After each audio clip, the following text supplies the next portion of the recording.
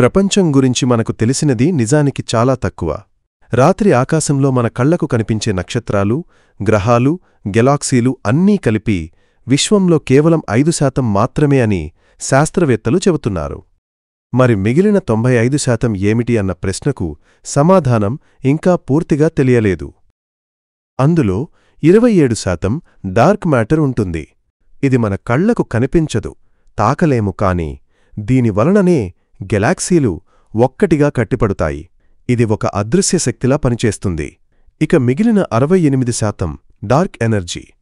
ఇది ఇంకా ఆశ్చర్యకరమైనది, ఎందుకంటే ఈ డార్క్ ఎనర్జీ వలన విశ్వం ప్రతిక్షణం విస్తరిస్తూనే ఉంది. మనం ఊహించే విధంగా వస్తువులు ఒకే చోట ఉండవు. మనం నిలబడి ఉన్న ఆ స్థలమే క్రమంగా విస్తరిస్తూ ఉంటుంది. సులభంగా చెప్పాలంటే మనం చూస్తున్న నక్షత్రాలు, గ్రహాలు అన్నీ ఒక చిన్న చుక్క లాంటివి, కాని ఆ చుక్క చుట్టూ ఉన్న సముద్రం మన కళ్లకు కనిపించదు. అందుకే శాస్త్రవేత్తలు అంటారు, మనకు తెలిసినది చాలా తక్కువ, తెలియనిది చాలా ఎక్కువ. ఈ ఆలోచన ఒక్కటే మనసులో వావ్ అనిపించే నిజాన్ని కలిగిస్తుంది.